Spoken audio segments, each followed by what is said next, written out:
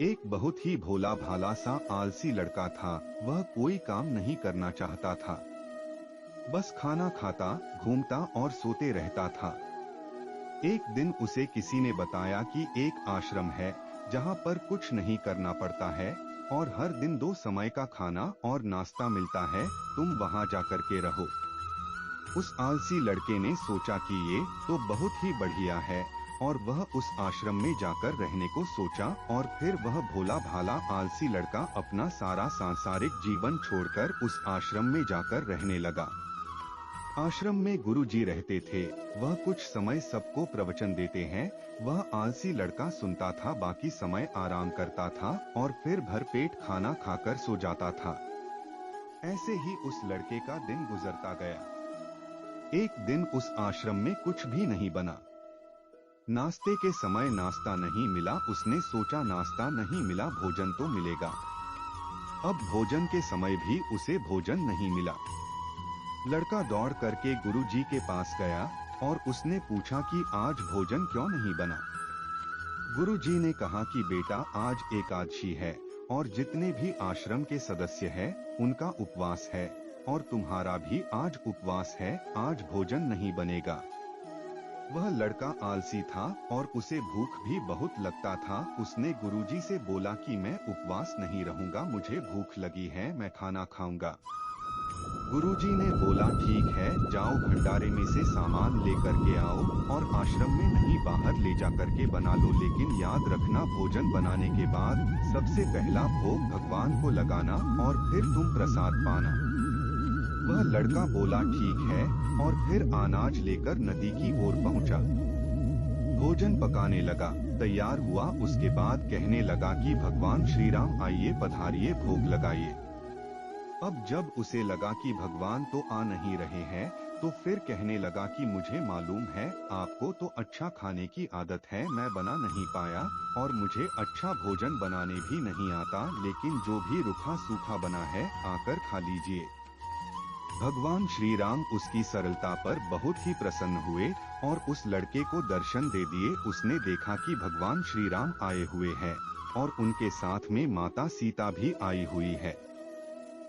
लेकिन लड़के ने सिर्फ 2 लोगों के लिए ही भोजन बनाया था, एक अपने लिए और दूसरा भगवान के लिए। और अब क्योंकि भगवान के साथ माता सीता भी आई हुई थी तो उसने उस भोजन को माता सीता और भगवान के सामने ग्रहण करने के लिए रख दिया।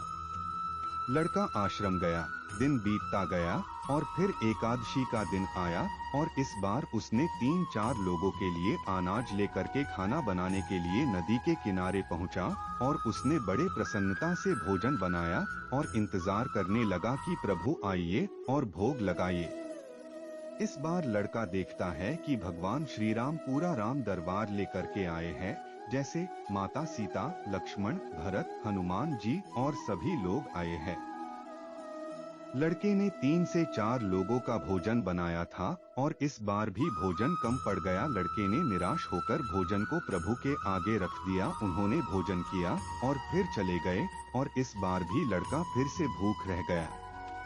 अब लड़का फिर आश्रम गया, दिन बीतता गया और फिर एकादशी का दिन आया और इस बार गुरुजी से कहने लगा कि गुरुजी, मुझे इस बार थोड़ा ज्यादा अनाज चाहिए।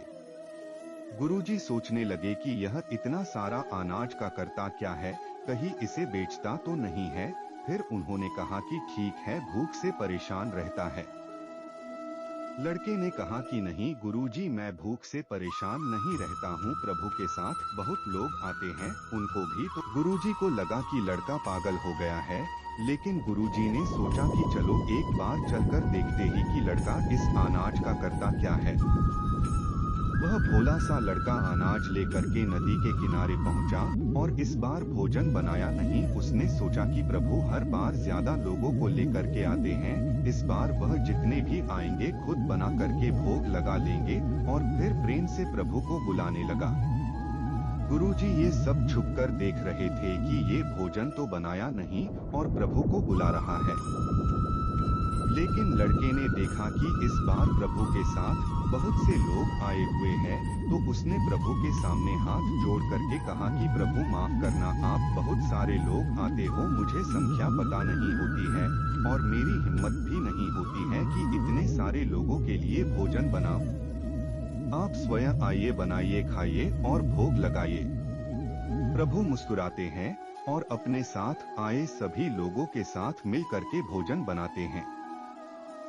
गुरुजी ये सब छुप करके देखते हैं और फिर लड़के के पास आकर के कहते हैं कि तुम ये कर क्या रहे हो। लड़का कहता है कि गुरुजी, आपको दिख नहीं रहा है कि भगवान श्री राम पधार चुके हैं, माँ सीता आई हुई है, हनुमान जी आए हैं और भी सभी लोग आए हुए हैं, भोजन बन रहा है।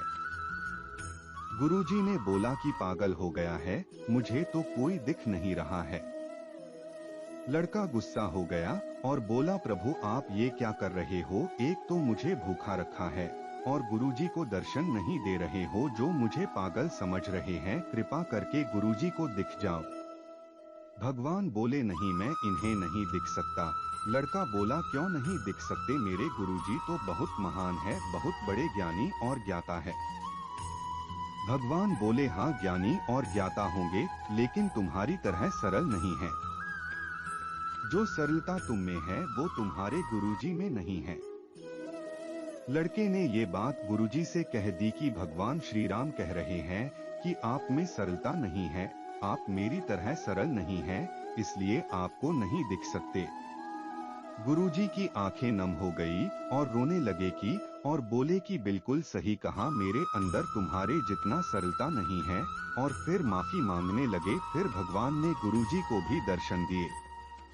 ये कहानी हमें सिखाती है कि जीवन में सरलता सबसे आवश्यक है। जितने सरल बने रहेंगे उतना जीवन में आगे बढ़ते चले जाएंगे। जब आप सरल होते हैं तो आप खुद भी मुस्कुराते हैं और दूसरों को भी मुस्कुराने की वजह देते हैं। भगवान श्री राम और माता सीता ने भोजन किया और उसके बाद